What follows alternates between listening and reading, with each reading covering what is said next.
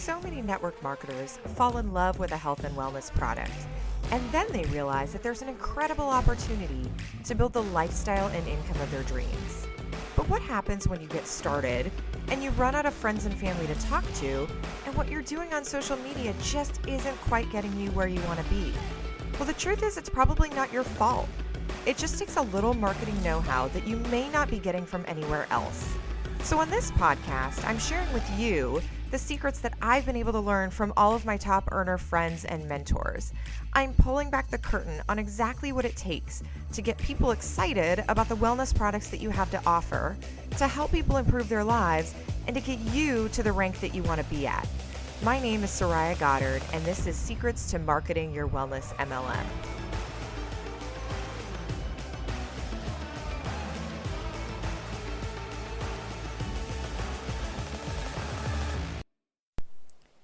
Hey guys, what's going on?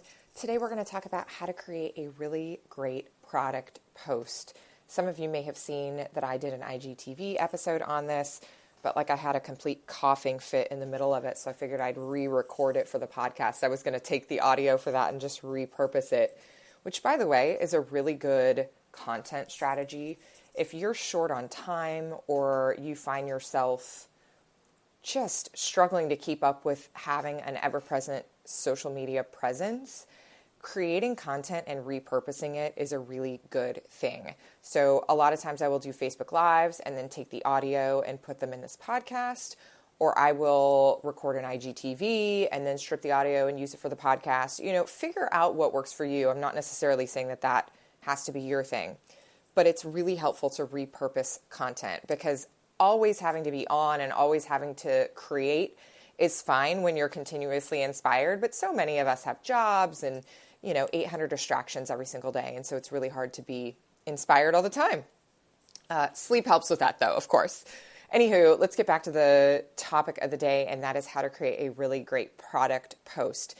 Now, I'm going to give you a 4-step, or actually it's a 5-step formula, but I want to just frame this because I know that I'm going to get these questions. So let me meet your objections up front, as any good salesperson would do. So first of all, no, you don't ever have to post about your product. Second of all, if you want to post your product, by all means do it. I'm kind of just coming around to the philosophy that you should do what feels in alignment with you. And this is going to depend on the approach you have. This is going to depend on your background. This is going to depend on what people think, what people associate with you. Are you known for being kind of more a health and wellness type person, or whatever your product is about? Or are you more known to be a business person? What do you like to post about? What are you passionate about? Take all of those into consideration. But there's no right or wrong answer. And so I think gone are the days of people saying you should never post about your product, or people saying you should only post about your product. I mean, you do you, and test it and tweak it. There's no right answer. Figure out what you like. Worst case, you delete it. If the post sucks, just delete it. It's not that big of a deal. So try it out, but there are certainly some things that I can share with you that will make your product posts, if you do want to do product posts, more effective. However, before you do that, this is an exercise that I went through with the students that I have in my group coaching program. It's called Social Media Sales Secrets. It's basically a monthly membership that you can join us at socialmediasalessecrets.com. But it's a low-price monthly membership where I go live and do an in-depth training 4 times a month, so basically every single week. And it's really, really fun. This past Saturday, we dove into all the things about creating a good product post. And then at the end of the training, there's usually a little bit of time for some Q&A. So I'm not really taking any more one-on-one clients for coaching right now, just because I don't have the time to do that. And so this is really the only way to work with me. You can either be on my team, which I know many of you already have your own businesses, so not trying to convert you, but just saying that the only 2 real ways to work with me are to be on my team or to join Social Media Sales Secrets. So if either of those are a good fit for you, by all means do that. Back to the product post. So on this past week, I ran through this exercise with my students in there, and they loved it. So here's what I did. I took probably, maybe 8 or 10 different Instagram posts, and you can do this with Instagram or Facebook or whatever. And And they were all product posts from various network marketers in all sorts of different companies, okay? And all I did to find those is I searched network marketing specific hashtags. So hashtag company names is really what I searched. And what I did is then I found posts that had network marketing products in them, and I screenshotted those posts and I put them on some slides. And then we went through an exercise about, do we like these posts or not? And here's why I did this exercise. We are all emotionally attached to our own product, rightfully so. You should be emotionally attached to your product. But the downfall of that is that sometimes we are blind to how other people see our products. You know all the details about your products. You know what it does scientifically. You know the name of the dude who invented it. You understand, the exact building that it was manufactured in, like all that good stuff, right? Because you're into your company culture. But none of that matters at all to the person who is trying to consider getting a problem solved. So I had all sorts of companies represented in this exercise, and I just took a bunch of different posts, all product posts, and I put them on slides. And then I went through each of the slides and I said, hey, let's read this post and tell me what you like or don't like about it. And so there were like 8 or 10 different companies represented in all of these posts. And so we went through and basically critiqued from a non-emotional perspective. Did this do it for us? Like, did this post make us want to buy their product? And so we came to a couple conclusions. I'll just share a couple with you because the training's too long to really go through right here. But a couple conclusions. Most posts that we saw were way too hypey, like 800 exclamation points and people being like, oh my God, you should totally buy this. Or at least that's the voice in my head that I read when I was seeing the posts. But like too obnoxiously filled with exclamation points. A lot of people assumed that we knew what their product did, but we had no idea. Like some of them had bottles or were holding containers or things like that, or they showed pictures of the labels and we didn't really understand what the product was. So I'm not going to buy if I don't understand what your product does. Like that's just, just very obvious. If I don't know what the heck it does for me, I'm certainly not going to give you my money. We also didn't understand why your product was different. So there's 800 different proteins on the market. There's 400 different CBDs on the market. There's 7 million different kinds of lipsticks. Why is yours different and special? Like you've really got to make that case. Now, I don't mean make it in like you've just got to kind of find your voice in these posts, right? Figure out a way to share why yours is absolutely special. And then really it is just about telling a story. That's really what I want to get across to you today, is that during product posts, if you want to make a product post, I think one really effective way, it is not the only way, but it is a really effective way that I recommend starting out with, is to tell a story. And that story should be personal. Now, if you are brand new to network marketing, it's your first day in the company and you don't have a product story yet, someone in your company does. So you need to get involved. You need to go to company events. You need to watch the live streams that your company does, go on your team calls, gather stories and testimonials. That is your responsibility. So if you've been in your network marketing company for more than a day, though, you probably have a product story. So here is a really easy formula that you can use to share a product story that would be attractive to somebody in a social media post. You want to make it personal, and ideally you want to have yourself in the photo, not necessarily focusing on your product. Again, because there's not an emotional connection with your product, but people will emotionally connect with you if it's a picture of you and you're telling a story. So the 5 steps for a good product post. Are you guys ready? If you don't have a pen and paper and you are sitting somewhere where you can do that, grab one now. If not, look at the timestamp on the podcast and remember it so that you can go back to this and write it down.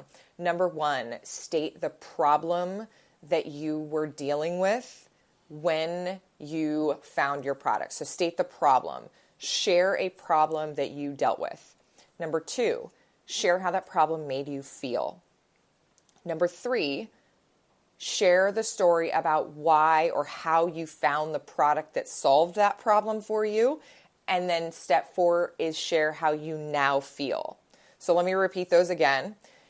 Talk about the problem that you had and how it made you feel, then the way that you found the product that solved it, and how you now feel after you've been using the product. And then at the end, the last and final step is to give either an invitation or a call to action. And so let me just make up an example of how this could go. And I'm going to not use a real example. Okay, I'm just going to make up something silly.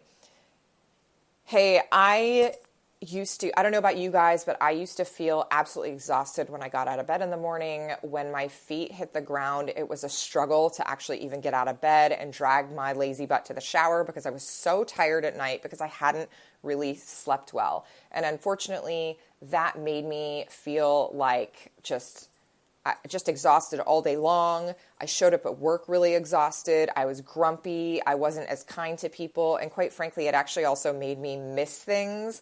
I was missing details at work. So it was a bad news story. But a friend of mine was telling me that she was taking this really cool supplement that helped her sleep really deeply at night with no grogginess. I was really skeptical at first, but after a month of taking it, I got the same results. I sleep through the night now absolutely well. I wake up not groggy, and I'm full of energy the next day. So if that's something that you struggle with, reach out to me and I'll share with you a little bit more information.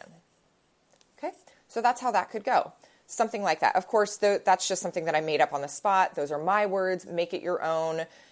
But you can use this formula for a story that you have gone through, like an experience or a transformation that you have gone through. You can also use this basically as a testimonial format for anybody else that you know. So ask people if you can use their experiences. This is like a value-packed episode. Can I say that? Can I compliment myself on my own podcast? So you can use the same formula as an interview formula, right? Introduce the person in the beginning and then walk them through these questions. Hey, how did, you were sharing with me about how you didn't sleep well. Tell me more about that. And you can actually just use these things to coach people, through an interview. So you could do this on a Facebook Live or on an IGTV episode or a, IGTV series. Oh, you could use this all over the place. It works well on any platform. It works well in person. It works well from stage, at a coffee shop, all of those. Yes, they all work. So you can use this over and over and over again. And the idea is that you're connecting emotionally with your prospect. You're not necessarily saying, hey, my amazing supplements have blah, blah, blah, blah, blah ingredient. And that, lengthens your telomeres and, makes your DNA superhuman or whatever scientific stuff that you really want to vomit all over them that you probably shouldn't. Stay away from all that and let's talk about the emotions, because we like to think that people buy off science and facts, and we don't. We buy off the promise of how we think we're going to feel after we take it. And the more you can give the person evidence that they're going to feel good after they use your product, the better they are to believe it and the more that they're going to fork over money. Because if the benefit is worthy to them, they don't care what the cost is. They just don't care what the cost is. If you tell me I'm going to feel like, I don't know, some rock star every single day, and I'm going to wake up and I'm going to be superhuman and I'm going to, have perfect concentration and tons of energy and my hair is going to be longer and my skin's going to be clear. Yes, I don't care what you're going to sell me. Tell me where I buy it. I don't really care what the price is, right? Because those are really valuable things. But if you tell them that it's going to lengthen their telomeres, nobody's looking for that. Nobody cares. They want to know the emotional benefits of your product. And don't get me wrong, I'm not knocking a product that's going to lengthen your telomeres. That's a good thing, but it's our responsibility as marketers to make sure that someone understands why that's important and ultimately in their day-to-day life, how that's going to make them feel, because they're trying to decide whether they're going to spend money on, putting it into savings or spending it on groceries or buying more diapers or buying your supplements. And so you better make a really good emotional case. The benefit that they're going to get out of that product is totally worth it. So if you take that 5-step formula, add it with an awesome picture, ideally of you, then you're going to be golden. I would love to hear, though, if you guys go through this exercise, with your team or, people that you might coach or something like that, I'd love to hear about that because it's a really fun exercise to go through. Take a look on Instagram. You could even do it yourself, right? You don't have to do it with a group. Go and search hashtags for somebody else's company, not your own. Just take a look on Instagram, which, by the way, that's a terrible strategy to hashtag your own company. I'm sure I've covered that in multiple episodes about hashtags. If not, you can go, if you haven't heard that and you're new to the podcast, go look up any of the episodes that I've done on hashtags. I'm sure I talk about that. Don't ever hashtag your own company stuff because nobody's searching for it other than your own reps, and you're not trying to attract them on Instagram because you're not going to make sales to people who are already in your company. But we're going to take advantage of the people